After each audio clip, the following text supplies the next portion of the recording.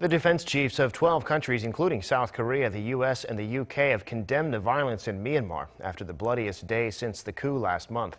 Troops in Myanmar fired on protesters again on Sunday, killing about a dozen people. Suk-hyen reports. Protesters again took to the streets on Sunday to demonstrate against Myanmar's military in Yangon and other cities across the country. Footage showed people filling the streets to protest against the military coup that overthrew the country's elected government and seized power on February 1st. Residents told the local media that the military had been firing on protesters again, killing about a dozen more people on Sunday, just a day after they had murdered at least 114 civilians. The latest victims include a 20-year-old nurse who was shot in the head as she attended to those injured by the military.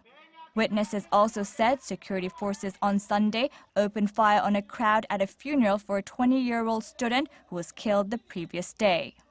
On the same day, funerals were also held elsewhere, including one in Yangon for a 13-year-old boy who was shot dead on the bloodiest day. The mother of the victim mourned the loss of her little son.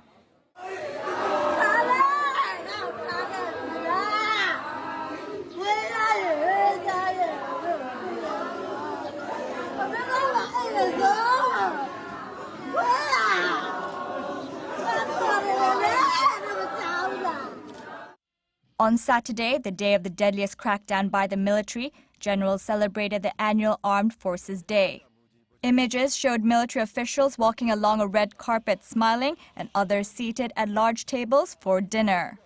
The event drew an angry response from the international community. The United States, Britain, the European Union, and other countries are renewing their criticism of the military coup.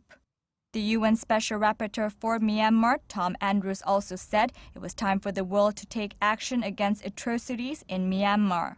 He urged the UN Security Council to draft a resolution on the situation and added the military there should be cut off from funding and access to weapons.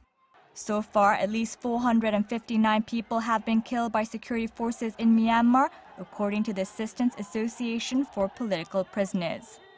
Suk-hyen, Arirang News.